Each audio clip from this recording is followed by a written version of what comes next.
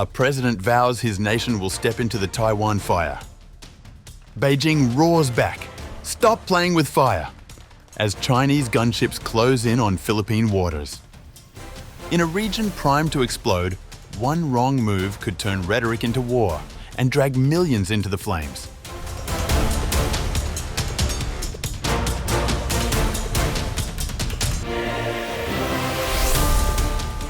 Beijing has protested against the Philippine President Ferdinand Marcos Jr.'s remarks during a visit to India about a possible conflict in the Taiwan Strait, warning Manila to stop playing with fire after the Philippine president said on a trip to India that his country would have to get involved if a China-US conflict arose in the Taiwan Strait.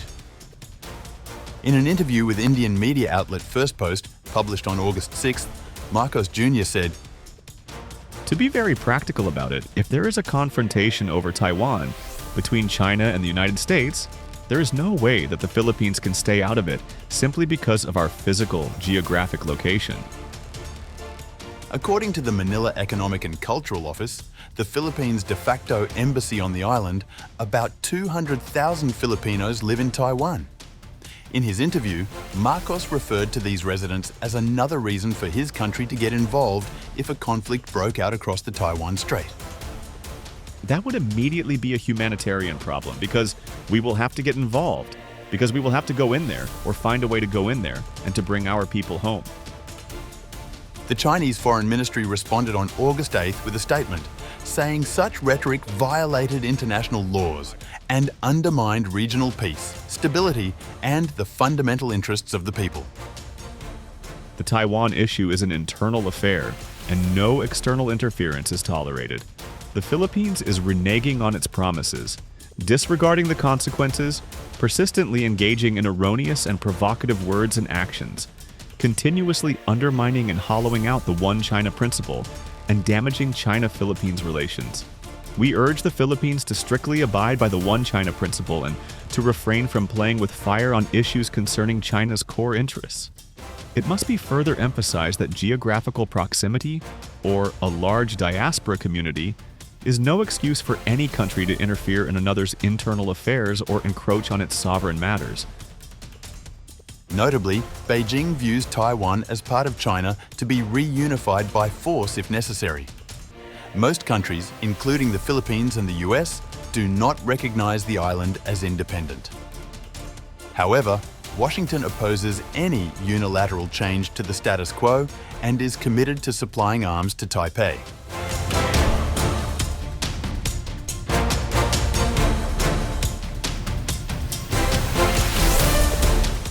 Further in the interview with First Post, Marcos said that the Philippines does not want war, but it is preparing to defend itself. Let me be clear though, we are not girding up for war. We are simply reacting to the challenges that we are facing. Those tensions have increased in the past years, and so this is just the reaction to that. We have to do it. This is our duty to defend the country. The Philippine president admitted he was worried about potential escalations as a single mistake could trigger a heated battle. Some guy pushes the wrong button. You know, the navigation goes wrong. It's a mistake, a misunderstanding, and a mistake. And that could just blow out of proportion. People start to overreact. And before you know it, it's a shooting war, and that is what we want to avoid. While Marcos said it was important to maintain open communication lines, he admitted that the territorial row with China won't go away anytime soon. I don't know that the problem will go away, but to keep it at a level where it is still somehow manageable. I don't know if we're at that level. I'd like to bring the tension down. I'd love to cool the rhetoric a little bit. Meanwhile, Marcos was not alarmed by the recent Chinese rocket debris landing in Philippine waters, but asked that Beijing notify Manila in advance. Still on his India trip, Marcos said in Bengaluru on August 8th that this was not the first time such an incident occurred and that he saw no violations by China.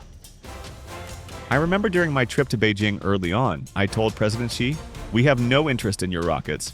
Just tell us where they will land, we will collect them and return them to you." That continues to be my offer to China.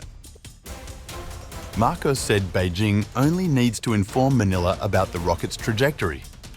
His comments came after pieces of a Chinese rocket fell into Philippine waters on August 4th following a test launch.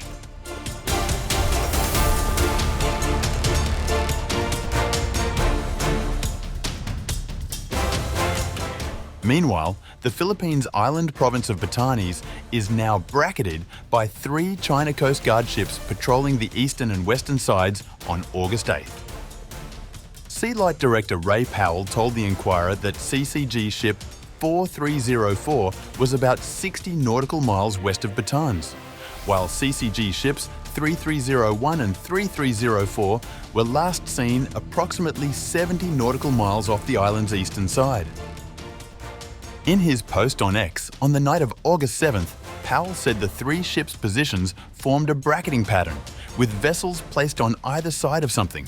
When asked on August 8th if the CCG vessels were still in a bracketing pattern, Powell said, Yes, bracketing in the sense that they are patrolling both the east and west sides of Batanes. This is the first time I've observed this behavior from the China Coast Guard. While the CCG has been much more active in the West Philippine Sea, this marks the first time I've seen it extend its intrusive patrols east of the Philippines. Since August 7th, the CCG ships have been monitored passing through the Bashi Channel in what Powell described as a very unusual track. Powell pointed out that the 3 CCG vessels bracketing off Batanes are large and armed. CCG 4304 and 3304 are 112-metre Juyu-class patrol ships, armed with a 76mm main gun. The third ship, CCG 3301, is a 98-metre Shucha second-class vessel carrying a 37mm main gun.